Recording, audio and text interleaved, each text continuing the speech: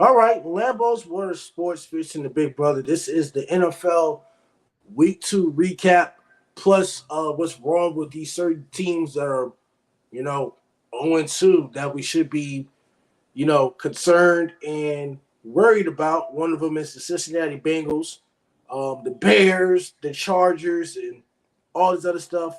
The teams that are 0-2 will be a concern. Plus, we will recap NFL games, plus this beautiful chart right here as far as prediction. We're going to start off with college football. So apparently, you can go ahead and explain this whole chart, by the way, of how you're winning and I'm losing. Well, explaining how I'm winning and how you're losing is that I've picked 2 more games than you have. But I won't. I'm sure that'll even out as the season goes. It's only a 2-game gap in college football. So, week 0 and week 1, we had all the same picks, and we both predicted TCU would win against Colorado. Obviously, that didn't happen. We go over to week 2. The only difference we had here was UNC and App State. So that's why I'm up 1 there. And then,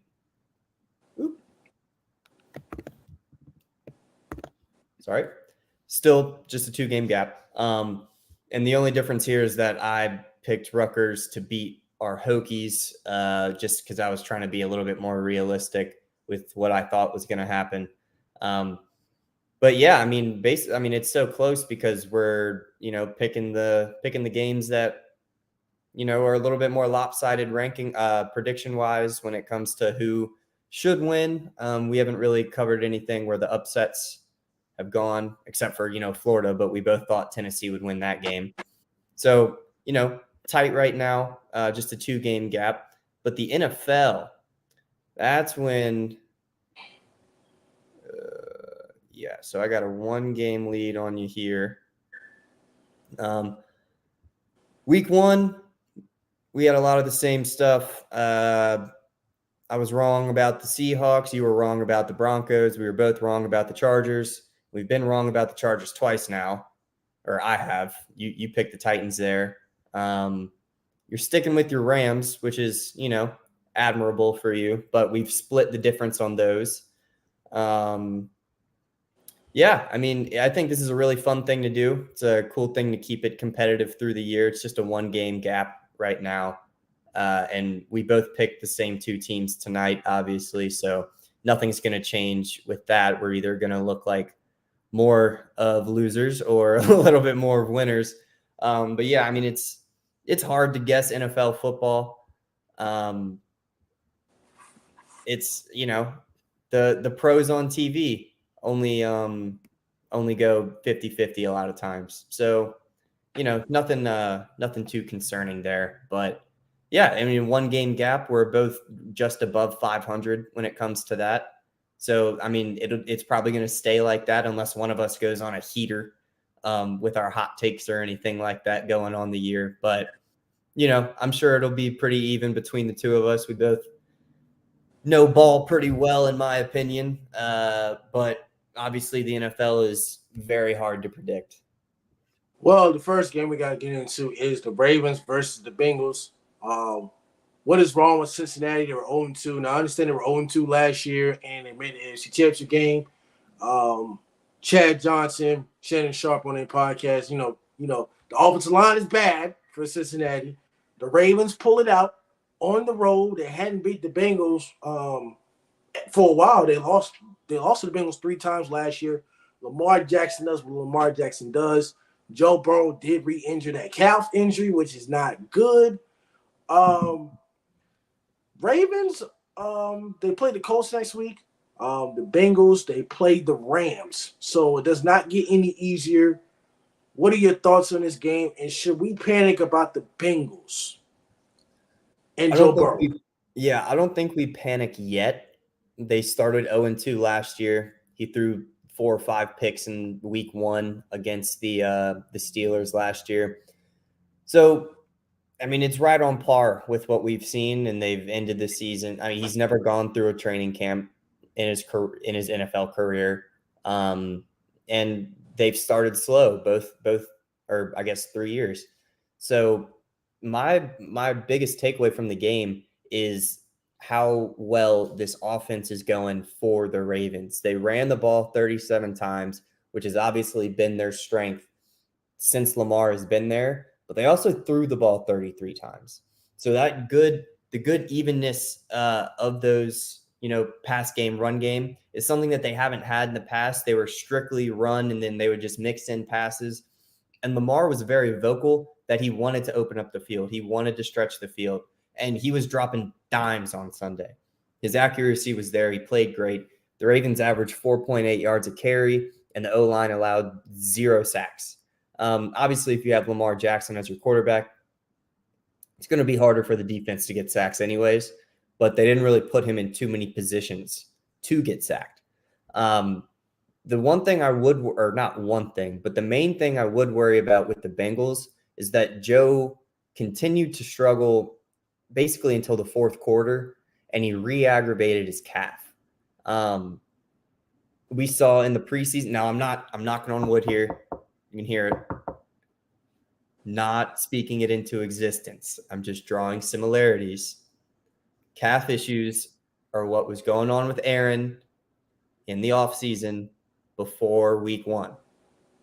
Not speaking it into existence, but lingering calf issues that continue to get re-aggravated can lead to more major injuries. I won't say what, because I don't want to speak it into existence, but you know what I'm referring to. Jamar Chase only had 31 yards.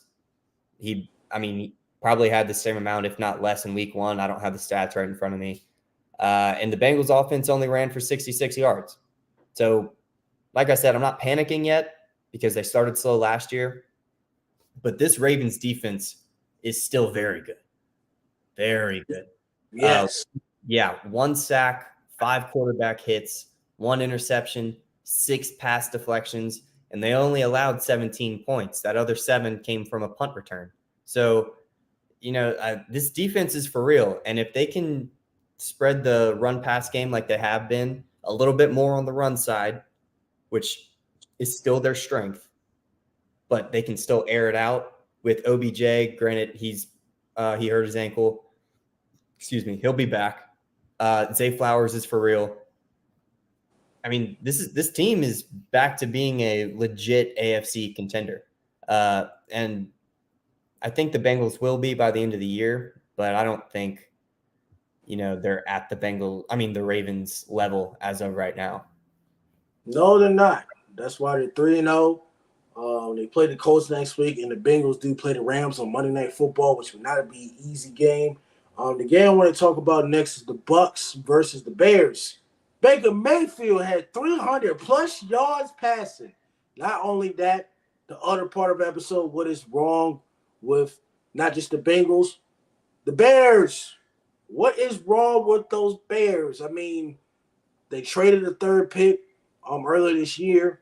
I think first pick earlier this year. They got a receiver. They got DJ Moore, who was great in Carolina. Chase Claypool hasn't been the same receiver since he left Pittsburgh. He has talent around him, but I think Justin Fields has just regressed. What's wrong with the Bears? Is it a coaching issue as far as having a defensive coach and not a good offensive coordinator? Because nowadays, with quarterbacks, you want an offensive coach and offensive quarterback, but you don't have a good defense, except unless you're the Patriots and you have like a Bill O'Brien or Josh McDaniels type. But that's not the case. What's wrong with the Bears? Is Justin Fields a bust? Will he be in the NFL next year? And what's the positives for the Buccaneers? I mean, is Baker Mayfield going to do something with his team? Plus, Mike Evans had 5 receptions for at least 180-plus yards. Yeah, Mike Evans, 6 receptions, 171, and a touchdown. Baker, like you said, 317, throwing the ball 76% and a touchdown. He spread the ball out. He had 4 different receivers with 5+ receptions. Rashad White played well, 73 yards on 4.3 yards a carry and a touchdown. I think the only reason they didn't feed him more to get him up to 100 is because they didn't need to. The pass offense was doing everything. The Bucs defense had 2 interceptions, including the pick 6 at the end. But to your question about the Bears, this is still the team that had the number 1 pick last year.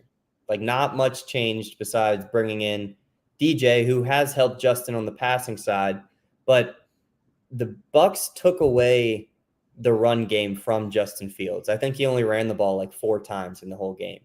And when you make him into a pocket passer, he just looks mediocre.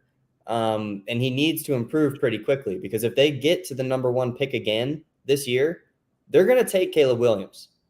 They're going to. And Justin will be traded somewhere, and he'll have a chance to restart somewhere else. But I don't think it's just on him. The pick 6 at the end, I saw that Dan Orlovsky was breaking it down on Twitter, or X. So the play before the pick 6 was a running back screen to Khalil Herbert on that, halfback screen. The blockers rotate out, and he comes up and through that gap, and he rides the blockers. There was a solid gain, but there was a holding penalty. So they brought him back to the 5-yard line or something. They ran the same exact play to the same side, literally down to the formation. They ran the same exact play, back-to-back plays. Yeah, interception. And if you're on the 5-yard line, an interception is going to be a pick 6. So it's not all on him. Khalil Herbert was averaging 5 yards a carry, and they wouldn't give him the ball.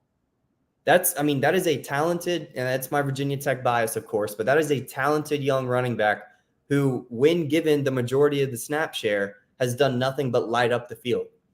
Averaging 5 yards a carry in this game, and they just didn't give him the ball, especially when the run of Justin Fields is being limited to 4 carries in the entire game in a year where he broke records for how much he was running the ball and stuff, for the Bears at least. So obviously it's still, one of the worst teams in the league. And it wouldn't be outrageous to say that they are the worst team in the league. They had the number 1 pick for a reason. They added 2 good linebackers, and they still have Eddie Jackson as a safety, but I've talked about it before. He's been underwhelming in the past few years. They don't have anyone at corner, really. And you saw Mike Evans go crazy. And like I said, 4 other players with 5+ receptions. Baker looked like an MVP against this defense, which is just not something that you'd think would be coming out of anybody's mouth, considering how Baker's played in recent years. So, yeah, my takeaway is that the Bears still stink. That's really the biggest takeaway from this game. Baker did awesome. No discredit to him. But the Bears they still stink. Yes, they do. And another team that stinks, the Los Angeles Chargers. This was a close game. You picked the Chargers, I picked the Titans. But I said, when it comes to overtime, the Titans know how to overcome when it comes to overtime. Justin Herbert did some great things as far as that. He gave me fantasy points, but I'm not sure. Like I said, Brandon Staley's job is probably on the line now. You as a defensive coach, like I said, as a defensive coach, you got a new offensive coordinator, Kellen Moore.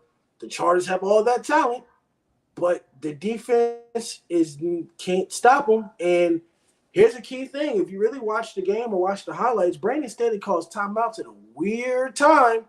In overtime, when I was watching the game, he called a timeout on 3rd and 1 and put Derrick Henry back in the game when he was on the bench.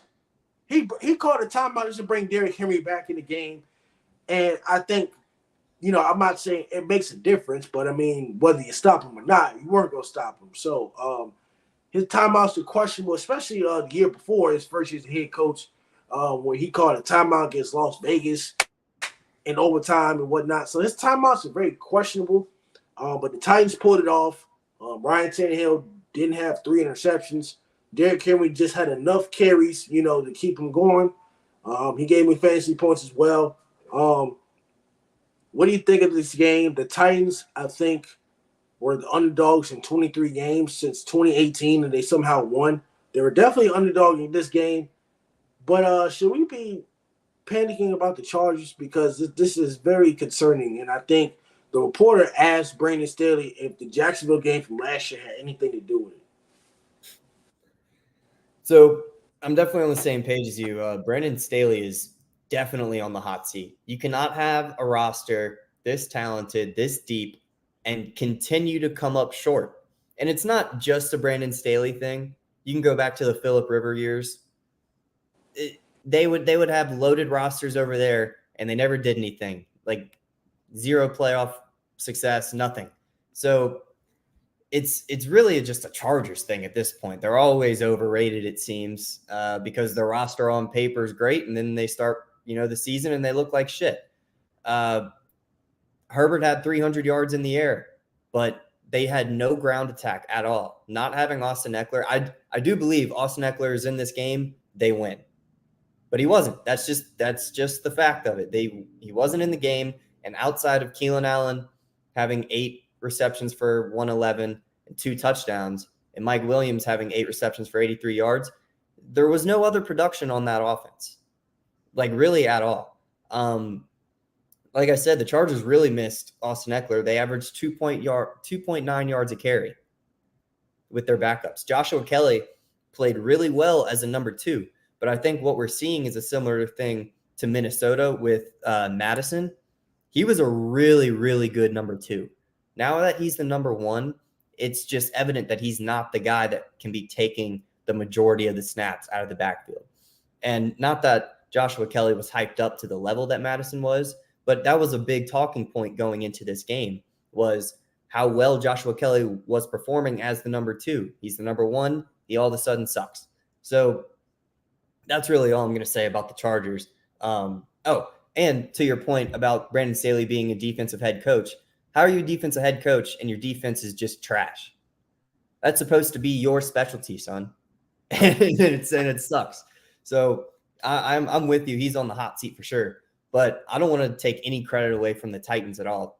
Tannehill, like you said, last week, 3 interceptions. He only had 4 incompletions in this game. 20 for 24, 246 and a touchdown and a rushing touchdown. He spread the ball out well, 5 receivers with 3 or more receptions. We knew D-Hop wasn't going to be super involved just because he's had that lingering ankle all week. So I think he was really out there as more of like a decoy. And he got his 4 catches for 40 yards or whatever. But if he were healthy, then obviously those numbers probably double. So they're lucky that he wasn't healthy. Now, the Titans were lucky Austin Eckler wasn't in the game. But, I mean, the Titans deserved to win this game, as well as Justin Herbert played and, and Keenan Allen and Mike Williams. There was nothing else on that offense at all. It just wasn't going. Staley's on the hot seat. And if he keeps dropping games that he's favored to win, I don't know if he makes it to the playoffs as the head coach. He could be looking for a job by the end of the year. Yes, he could. And the next game I want to get into is the Raiders versus the Bills. Lord of mercy, the Bills came back and responded after getting embarrassed on national television on Monday Night Football against the Jets-less Aaron Rodgers team. Josh Allen threw 4 interceptions, but that was not the case this game as well. He threw 3 touchdowns, no picks, 31 of 37. That's the Josh Allen we want to see. 274 yards passing, and oh my God, they ran the football with James Cook. 17 carries for 123 yards. They also have a former running back at Damian Harris who played for the Patriots as well. He got the rushing touchdown. And, of course, Gabe Davis, 6 receptions for 92 yards and a touchdown. Stephon Diggs had 7 for 66. Ladies and gentlemen, I'm not going to be hype on the Bills Super Bowl run, but Josh Allen played in Josh Allen standard, and Jimmy G had 2 turnovers, and they can't run the ball. Josh Jacobs had negative 2 yards rushing. The only thing that had me positive fantasy points was, I guess, 6 receptions for 51 yards. And Devontae Adams was 684 and a touchdown. Your second leading receiver was Josh Jacobs. You have Hunter Renfrow. You have Austin Hooper. What is wrong with the Raiders right now? Is Josh McDaniels on a hot seat as well? Dude, I think Josh McDaniels was on the hot seat the second he got there. He's tasked with bringing a mediocre team over that mediocre level. That's what his job was when he got the job. And it just hasn't really been happening, you know. We've talked about it multiple times. Jimmy in the past has been good enough to manage really good teams and not be the reason that they lose. No, they won last week by 1 point in a week where they only scored, 17 points? That's against the Broncos, brother. We can't be doing that against the Bills. And when he was tested against a real team, not saying that the Broncos defense is really good, but when he was tested, he folded.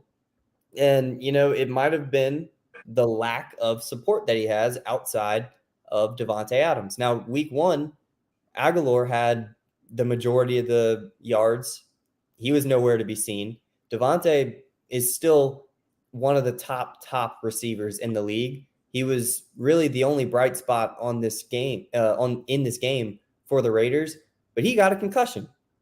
So who knows if he's even going to play next week. Josh Jacobs, 2 weeks in a row of struggling, and it's not all on him. The offensive line has looked bad. The Raiders, I don't know, man. I mean, it's not the same exact situation as the Chargers because the Chargers have more talent across the board. But, I mean, the Raiders are not filled with a bunch of scrubs. They've got really top caliber guys at multiple positions, and it's just not resulting in good outcomes. Obviously, we're only 2 weeks in. They're 1-1, but last week I don't really think says too much considering what we just saw from the Broncos, giving that game up against the Commanders. But yeah, with the Bills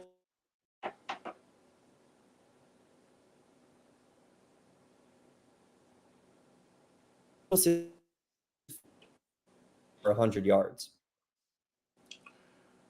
Whew. Yes. That's what really concerns me about this. And I think the next game I want to get into the Colts versus the Texans. By the way, you picked the Texans. Not shitting on you for that one, but the Colts pulled out the victory despite Anthony Richardson with the concussion. Are the Texans have a new coach, new quarterback? We get that, but should we be sold on the Indianapolis Colts? I mean, so far they look pretty damn good. Anthony Richardson looks really good if he can, stay healthy. And Gardner was slinging the ball around. I think this might be a hot take. I think Gardner Minshew deserved to. I mean, obviously, if Trevor Lawrence is coming up, you got to move on and get Trevor Lawrence. But I think Gardner Minshew deserves to be a starting quarterback in this league. You look at his stats. Look at his stats. Go to every single year of his career. He has a very good stat line that you would not think to replace. Unless you're getting Trevor Lawrence, I would replace him. But I think if you go and look at his statistics, he's not a backup quarterback. And I mean, that might be a hot take, but whatever. The Texans defense let the game go on the ground at the beginning with Anthony Richardson's 2 rushing touchdowns. I was high on their passing defense because statistically they were one of the best. Gardner came in and tore them up. On the flip side, CJ Stroud looks really good comparatively to where people were expecting him to be at this point. People were worried about his decision-making, me being one of them. They were worried about his accuracy a little bit. He's got, to tie it back to the Bears, he's got more 300-yard passing games than Justin Fields does, and he's only played in 2 games. So that gives a little bit of perspective. And he's the first Ohio State quarterback to have 300 passing yards in a while, not counting Joe Burrow, obviously. But I don't really count him as an Ohio State quarterback. The Texans are still a team that had the second pick last year. And I think it was a little silly of them to get rid of their first round pick this year because they're going to be back in a top top 5, top 10 pick this year. So probably top 5. So I don't expect too many wins from the Texans. I think they'll probably split a couple in division games.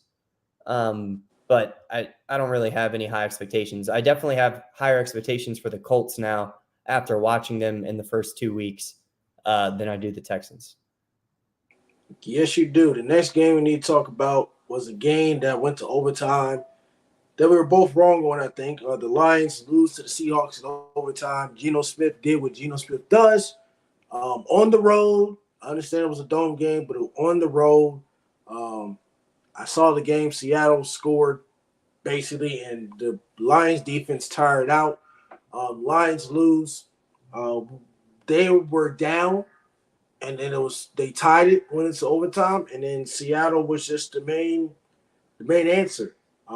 Seattle rebounded after getting stumped by the Rams, having 1 first down last week. But I think the Seattle team, we're sleeping on them.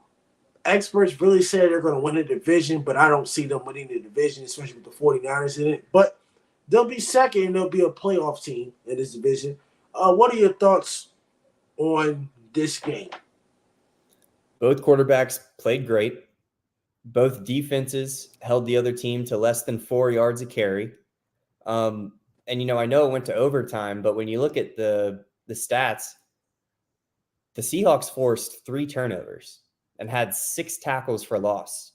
The Lions were still able to come back and force overtime. I get it. But, I'm confused as to why Jahmyr Gibbs is still not getting any touches in the backfield. He had 7 rush attempts. Now I get it. David Montgomery played well, but he's hurt now. And even after he got hurt, they were splitting the backfield with the 3rd string running back in Jahmyr Gibbs. It doesn't make sense to me. Why draft a guy so high in the draft, way before he was projected to go, if you're not going to use him in the backfield? I get it. He caught 7 balls, but that's 14 touches in a game where you need your best skill players to come out on top. Amon-Ra played well. He had a fumble. I think they had They lost 2 fumbles and Jared Goff threw the pick. So I don't know. I think they need to utilize their talent a little bit better, especially with using such high draft capital on a really explosive running back. It kind of frustrates me, and I guess it's more because I have him on a fantasy team. But at the end of the day, why use a draft pick that high if you're only going to give him 14 touches in the entire game? And last week he had 9, so I guess it's up 5. But it just doesn't make sense to me. And not saying it's the deciding factor in this game because Geno played well. The whole receiving core for the Seahawks played well. But I think the Lions kind of they beat themselves at the end of the day. Yes, they did. Next game, the Packers beat themselves against the Falcons. Yep. Watched that game. Jordan Love did some things, but for all of a sudden, the Packers were up 24-12 in the 4th quarter, in the 3rd quarter, and all of a sudden the Falcons came back. Arthur Smith's job's on the line. Desmond Ritter's doing some things. Ladies and gentlemen, I think the Atlanta Falcons are undefeated, if I'm not wrong. They are undefeated. Wow, when's the last time they went 2-0 since they had Matt Ryan and Dan Campbell? Dan Quinn as the head coach. It's been probably 2016. Yeah, it's first time since 2016. I understand Jordan Love and whatnot, and Koo's the best kicker for the Falcons. What's the positives and negatives of this game? Are the Falcons really going to do something, or are they suspect? And I'm not going to panic on Green Bay here. They got Jordan Love. It's a learning curve, it's a learning mistake. But Green Bay definitely had a chance to win that game. And that game did mess up my parlay, by the way. Yeah, I think one of the biggest factors is that the Packers missed Aaron Jones a lot in this game. Outside of Jordan Love's 124-yard scramble, which kind of throws off the yards per carry stats, if you just look at their running backs, 3.2 yards a carry, which in the NFL is not going to get it done. The longest run that they had was 8 yards. And, Jordan Love, 3 touchdowns, credit to him for that, but he's still missing throws. He threw the ball 56%. And you saw in that last drive, he I mean, it wasn't all his fault. The receivers still have to get open a little bit better, but the Falcons have a solid defense, and it's up to the quarterback to overcome that solid defense, and he really just didn't. One of the biggest takeaways from this game, though, Bijan is legit. All of the hype about Bijan Robinson is warranted. 124 yards on 6.5 yards a carry, 4 catches for 48 yards. That is scary, dude, especially having Tyler Algier in the backfield, who last week played very well, and this week he was a manageable number 2. That's like I said it before, it's a really good two-headed monster back there. The Falcons had a great game plan. They came back, obviously, in the deficit, but they ran the ball 45 times total. Great backfield, mobile-ish quarterback with Desmond Ridder. He's not the most mobile, but he can get stuff done. He can make some stuff shake on the ground. And like we talked about in the Virginia Tech game, that opens up the passing game a lot. When you have so much production coming from the backfield, you need an extra guy in the box, and it opens up the secondary. So Drake London, coming off a 0-catch game last week, only 1 target, had 6 receptions for 67 yards and a touchdown. Both defenses are pretty good, so I'm not going to, 25-24, that's solid score, like allowing the score-wise. But, the Falcons could definitely win that division. It's going to be them and the Bucks. The Saints are not anything to sleep on either. I think all 3 of those teams have a chance to win the division. I don't think any of them are going to win, 10, 11 games or anything like that. But I wasn't really considering the Falcons to be super competitive, and I'm being, proven wrong. And I'm kind of glad I am, because it's made for really entertaining games so far. Well, this game was entertaining, but it was low scoring. The Chiefs versus the Jacksonville Jaguars, 17-9. Now, former assistant Doug Peterson was under the Andy Reid tree, so they know each other pretty well. I thought Jacksonville came with a great game plan against the Chiefs offense. They struggled. Travis Kelce did have a drop ball. He was getting back in rhythm and whatnot. But the Chiefs defense obviously came up top. But when the Chiefs needed to close out a game, they closed out the game. So Jacksonville, you know what I'm saying, they're 1-1. I think they'll make the playoffs. But should we be concerned about the Chiefs? Them losing to the Lions and then 17 points, a lot of struggles. They threw a ball a lot. They still don't have a run game. So should we panic about these Chiefs yet or no? I don't think we should panic. This is just up the Chiefs' alley, bro. They never cover. They, start the year slowish. They still find ways to win games, and then at the end of the year, they turn it up and they start scoring at a high level. That's how it's been for the past few years. Really, besides losing Tyreek, which they didn't have last year either, this is how they were winning games last year as well. Defense shows up, keeps the other team in check, and the offense just lollygags around basically until the end of the game and puts it away. So I'm not concerned. There are concerning factors, but I'm not like panicking about the Chiefs or anything. Oh, yeah, I wouldn't panic. The Jags, though, I do think, this is not the best defense that they're going to play this year.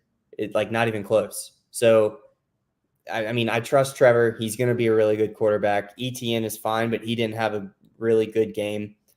Calvin Ridley and that wide receiving core with Christian Kirk and Zay Jones, I just expected a little bit more out of them, considering they're going to have to play tougher defenses going along the year. And if they only score 9 points in a game like this, then I don't really know.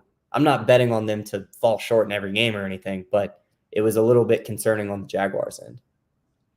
Yeah, because the Chiefs play the Bears next week and Jacksonville plays the Texans. So the next game I want to get into is the Giants and the Cardinals. We both picked the Giants. They luckily won. They were down 20-0, and the game got 28-7, and they came back and they won. Saquon Barkley did get hurt.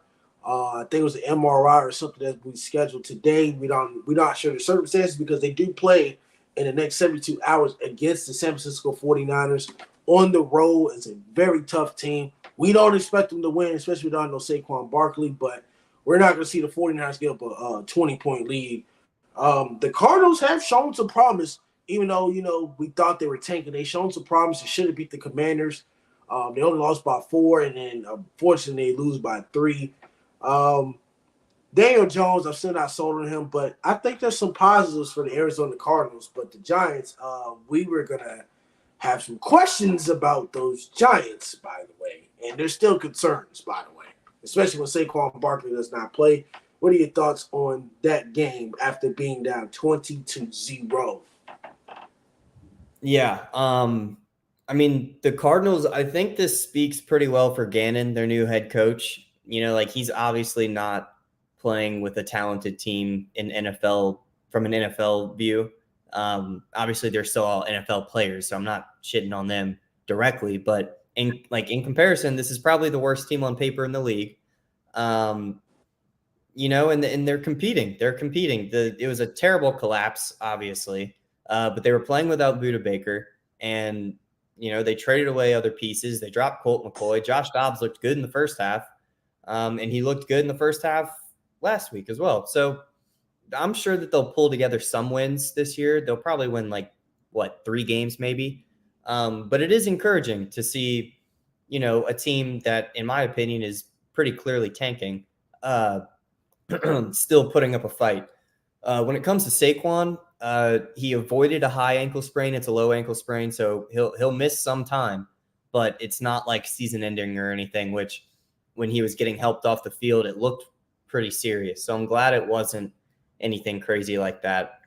I don't know. I mean, I don't want to give too much credit to the Giants. They didn't score their first points of the season until the third quarter. It's great to come back from 20. That's a really it's an accomplishment in the NFL. Everyone is good in the NFL. You could lose to anybody in the NFL. But this team is clearly tanking. They are lacking talent at almost every position besides maybe the wide receiver, where, they have one receiver that I think would be a quality starter on other teams, and that's Hollywood. So, and James Conner, he played well as well. But, good for them, I guess, for coming back, but they shouldn't have been in that position to begin with. So I don't really have too much to take away from this game besides the fact that the Giants almost lost to a tanking football team. All right, the next game we got to get into is the Rams and the 49ers. Apparently, there was some thing going on with the betting stuff. I think the Rams kicked a field goal with 7 minutes left in the game, or I think at the end of the game they kicked a field goal or something like that. 4 seconds, and They messed up somebody's spread. So that's a funny thing to take on it. But, the Rams don't care about the spread. But it was a very close game. It was tied at half, and then the 49ers pulled away. The Rams have some good receivers. Puka again had the first receiver in NFL in 2 games to have about 20-plus receptions and over 100-plus yards receiving. This was a close game, but again, the 49ers, that they have more firepower towards the end. There's some positives in this. Not a lot of negatives. It's a rivalry game, so it's a very tough game. Sean McVay and Kyle Shanahan, they know each other from the Washington Commander days. These teams got tough schedules. The 49ers play the Giants on Thursday night, short week. The Rams play the Bengals on Monday Night Football, another primetime game. So, what's your thoughts on this one? Yeah, my biggest takeaway is that the Rams have to figure out what they're doing in the running back room. Kyron Williams is good, and I think if you give him more touches, he can just give you more production. As much as I love Matthew Stafford, 55 attempts cannot be an every week game plan. He played well, but he threw the ball 55 times. And, I just don't think that can be a week in, week out game plan. So they've got to figure something out in the running back room, whether it's giving more of the share of the snaps to Kyron Williams, figuring out what they're doing with, Cam Akers didn't see the field in this game at all, which, in my opinion, as someone who's never played, high-level football at all, so take that with a grain of salt, I don't think Cam Akers is that good. And it's just, that's what he's given on the field. He's had like 3 good games in his career, and he's on Twitter complaining that he's confused as everybody else as to why he's not playing. No, you're not playing because you get 2.1 yards a carry, brother. Like, that's why. No hard shit or anything. That's just the fact of the matter. That's what's going on. Yeah, I think the Niners proved that they still have a really good, team, and they can pull out games against other good teams. Brock played well-ish. He was missing some throws, but as we've said this entire season and last year, he is good at managing games, and he's not the reason they're losing, just like Jimmy, but I think he's a little bit step above Jimmy. He didn't throw a touchdown. They still scored 30 points. CMC went crazy. Debo played well. Brock did run in a touchdown, but he didn't throw for one. Debo, 6 for 63. He's not the Debo of old, obviously. Brandon Ayuk did not back up how great of a game he had last year, 3 for 43. Kittle's Kittle. He'll get his yards. But I think it just speaks to how resilient the Niners are, because they had every opportunity to lose this game, really. I mean, Puka was going crazy. Tutu Atwell is establishing himself as an NFL starter. And at the end of the day, I just think if the Rams can figure out something to do in that running back room, not have Matt Stafford throw the ball 55 times, they can win games like this when, at the end of the day or at the end of the game, they're in, not the best spot. Yeah, the next game we got to talk about is the Commanders versus the Denver Broncos. The Commanders 2-0. They scored 35 points for the first time in like a while. When was the last time the Commanders scored 35 points in offense? I think it was like 2018, 2020. Yeah. I'm not even sure. It's been a long, long time. Broncos, Russell Wilson, I think he's getting older. Sean Payton, they come out talking about he got to get the play out faster. That's on him. But he talked about possibly bringing the middle school, some high school with the little got to read the play off the wristband type thing. The Broncos, they were up 21-3. The Commanders came back.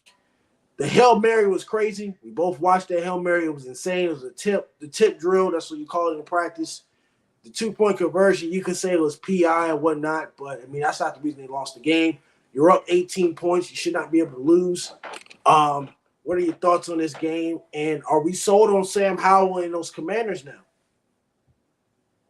On the team as a whole, I don't know if I'm sold yet. Do I know if Sam Howell is, or do I think Sam Howell is going to be a good quarterback and a consistent starter in this league? Yes. I was high on him out of UNC. I thought he was really good at UNC. Obviously, his senior year wasn't, everything they were looking for, but I didn't think he would have fallen to the 5th round. And this game was very similar to the Broncos' loss last week. I mean, they had a lead going into halftime. Russ was lighting it up, and then second half comes around and they just fall flat. That's what happened here. Russ was throwing at a super high percentage at first, and he ended the game just a couple points from being 50% through the air. So Javonte Williams, they're going to have to get him the ball more. I think 12 carries for your number one running back is not the way to do it. And especially when you have such a lead, there's no reason to continue to make Russ throw the ball all over the yard when you're up 18 points. Get the ball to your running back. Get the ball to your guy that's going to run the clock. You own time of possession, and you're not leaving your quarterback in positions where he's making mistakes. And on the Commander side of things, Brian Robinson Jr. played really well. Sam Howell, like we just talked about, played really well. Terry is a top 12, 10 receiver in the league. And I think he can, keep creeping up that level. Jahan Dotson, De'Ami Brown, those are 2 young receivers that I think are going to step it up. They're both very talented. So I think, Washington could win 8 or 9 games this year. I think maybe even 10. I think the Washington team and the Giants team from last year would flip. So that Giants team that snuck into the wild card, I think that'll be this Commanders team. So I don't think they're garbage or anything. And it's not an automatic dub as it was in years past when Dallas would go and beat them twice a year. I do think these are going to be competitive games now, but it's more of a concern on the Broncos side of things than it is of like a pat on the back to the Commanders. Now, coming back from 18 is a great accomplishment, but I think that the Broncos kind of let them come back with their just bad play calling, in my opinion. You shouldn't be throwing the ball everywhere when you're up 18 points. Run the ball, run the clock. Hey, what do we know? We're not coaching the NFL. But the next game we got to get into is, by the way, the Commanders play the Bills. I'm not sure if they'll win that game. It'll be somewhat competitive. And the Broncos play the Dolphins, which we'll get into that next. Second and final game, the Jets and the Cowboys. Cowboys did some things. They need some things they need to work on. The Jets don't have Aaron Rodgers. Zach Wilson was traumatized. Cowboys do have one of the top defenses in the NFL. It was 30-10. This really wasn't much a game. The Jets kept it close in the first half. I thought that touchdown through it deep was great or whatnot. But the Jets don't have anybody, and the Jets play the Patriots next week, and the Cowboys, I think they play Arizona. So what are your thoughts on this game? I know you're happy. It's 2-0. That's great, but can't wait till you play my Patriots. Yeah. Well, on that Garrett Wilson touchdown, which, I was glad we could contain him to the level that we did, there was a missed tackle. We missed the tackle. He breaks it. He's gone. So, you can't really contain a player as good as him, an offensive rookie of the year, potential offensive player of the year if he has an actual quarterback, So I wasn't too upset about allowing that. Dak threw the ball 81%, 255 yards and 2 touchdowns. Now, Sauce did drop that one pick, so I won't ignore that. He double clutched and then he threw it. And that's, every quarterback in the league does that, but it's why every quarterback in the league throws picks, and that's what we're trying to eliminate this year. He hasn't turned the ball over so far, so that's great against one of the best defenses in the league. CD, obviously, 11 receptions for 143. Great. Our defense held Dalvin and Bryce to 2 yards a carry on each player. So, great things there. Those are 2 top quality running backs. And just our defense as a whole, 3 sacks, 1 forced fumble, 5 tackles for loss, 7 pass deflections, 3 picks, and 5 QB hits. You can't ask for anything else. Micah by himself, I think, is already putting it, not that anybody wasn't thinking he was going to be, but he's already putting himself as a defensive player of the year front runner. Diggs, Curse, Hooker, all interceptions. And so going to the play calling with the Broncos, this is what got Kellen Moore run out of Dallas. This is why we did not renew his contract. We would be up in games, and to get specific, the Jags game is the most glaring offense of this. We get up big in games, and Kellen just wanted to keep piling on the score. That's what Mike McCarthy was talking about in March, or whenever we let go of Kellen, was that Kellen wants to run the score up. I want to run the ball and win some damn games. That was his quote. And that's what he did. We were up. The game was not in jeopardy at all, and he was calling plays that weren't putting the ball at risk. We were running it a lot. And, you're not going to have a bunch of success against one of the best D-lines in football. I get that. But we were able to get 42 minutes of clock control in this game. And it's because once the game was in our hands, we just ran it. We ran that clock down. And obviously it goes to the defense as well, being able to get the Jets offense off the field pretty quickly. But I really liked how Mike wasn't trying to run up the score with super aggressive play calling. He was just trying to get the game over with because we had such a comfortable lead and we had beat them at every facet of the game already. There was no reason to prove anything else. Jets offensive line is bad. It is horrible. Garrett Wilson showed some frustration here and there, especially on that final interception. But the Jets do play the Patriots. This last game I want to talk about is you can put your input on it, but I'm going to rant on this game because go for it. I thought we put a good defensive game plan. We played 3 safeties we said we're not letting Jalen Waddle and Tyreek Hill go deep. I thought we came with a great defensive game plan. We let him hit the underneath stuff, but of course we held him to a field goal. But I'm just disappointed as far as the Patriots. There's 2 games this season where we had a chance to win, and we can't even get a 1 yard on 4th and 4. We can't get a toe tap in. As soon as Pop, which his name's Douglas, fumbles the ball in the second quarter that led Miami to score that touchdown. Tyreek Hill did get a touchdown, by the way, but we only held him to, 40, 50 yards receiving, which is great. But what Belichick said in the press conference, we let the underneath stuff, but we could have covered that a little bit better. The penalties hurt us as well. The offense also too damn slow. I just don't understand. The frustration comes to me, and I'm not gonna lie, I think I lost confidence in the third quarter. I was just losing confidence. I wasn't sitting on the couch. I was sitting on the floor. I was not pleased by the way we played this game. And I'm disappointed as a Patriots fan because as much as I want to beat the Cowboys, if we keep doing this, I don't think we're going to beat Dallas. I might as well go get him my $50 because I just don't think it's going to happen. And we keep struggling with these slow starts. We couldn't run the ball. I think we ran the ball a little bit better than last week. But it's just you can't turn the ball over. I think that fumble was very, very crucial. We just wait too late to turn up for some reason. We only had 3 points, and we just wait too late to clutch. It's not really much to say. Miami took control of the clock. I wish Tua would have threw another touchdown, so I won a $100 parlay, but that wasn't the case. We only held him to 1 touchdown pass. We couldn't stop the run. I said that last week. I was concerned. We could not stop the run. Raheem Mostert had a big one for a touchdown.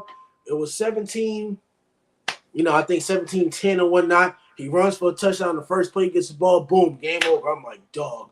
Raheem Mostert really tore us up. I give credit to Mike McDaniel with all this motion, all this, misdirection, all that stuff.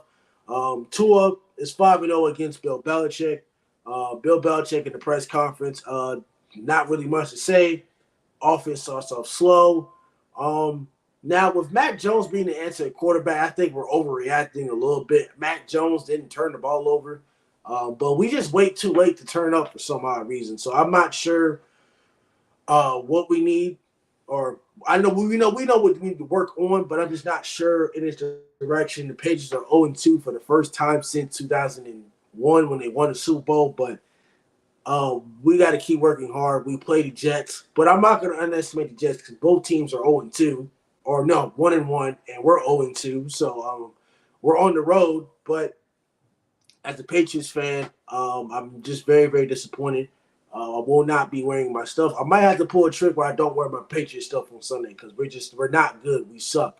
So just watch the game. We suck. The defense, you can't do too much. You just can't stop the run. But Great interception by Christian Gonzalez, by the way. It was great coverage. We didn't let anything deep. We made them drive down the field. The game was very, very short, by the way. That was the goal in the Bill Belichick defense. Don't let them score. Let them drive. Let them drive the ball. Better defense than the Chargers. Way better defense than the Chargers. You just couldn't stop the run, but Tyreek Hill, Jalen Waddle, they weren't really too much of a factor. Beat us with your secondary guys, but I think the Patriots can be better offensively. The defense can only do but so much. I thought the momentum was when we blocked that field goal unexpectedly when the dude wasn't even shown on camera. So I thought it was great. I thought I put some momentum, but every time we have momentum, we can't win. Look what happened in the fourth quarter. Tua fumbled the snap on 3rd and 1, and we had a chance to win the game, and we can't do it. So the offensive line is a little bit of an issue.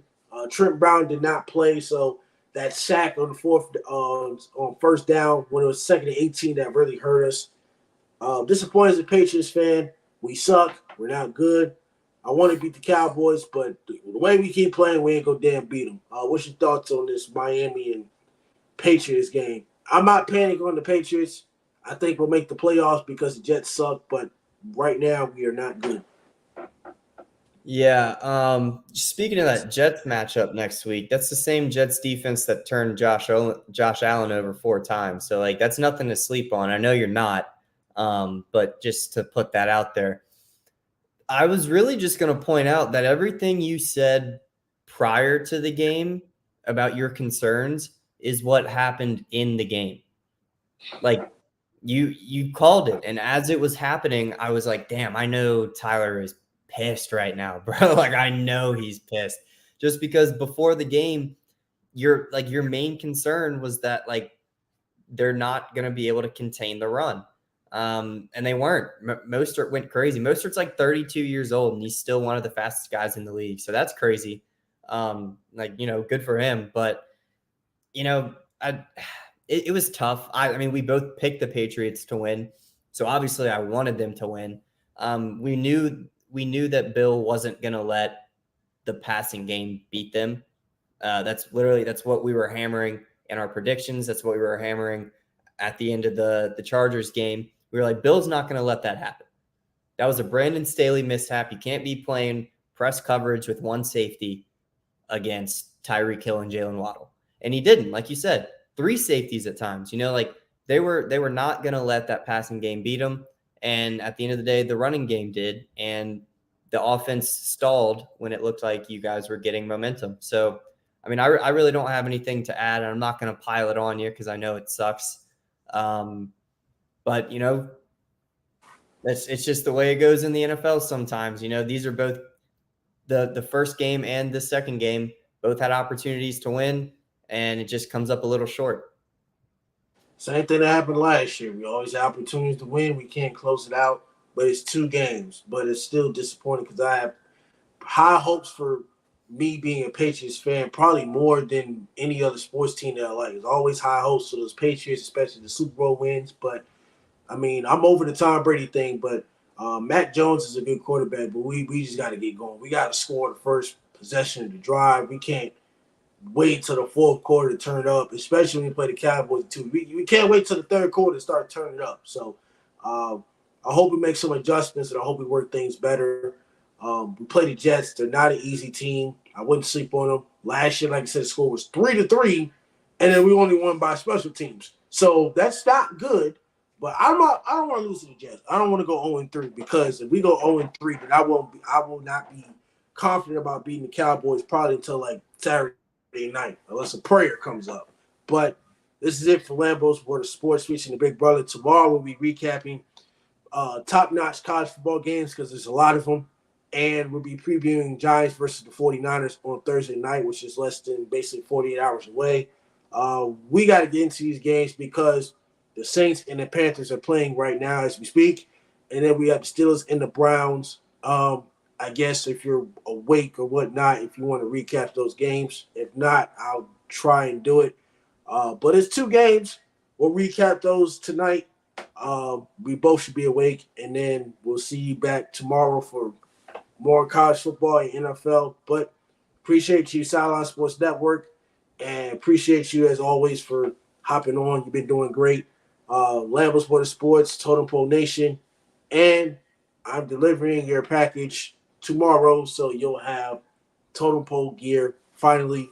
So Lambo's World of Sports featuring the Big Brother. We'll be catching you later on. Monday Night Football officially starts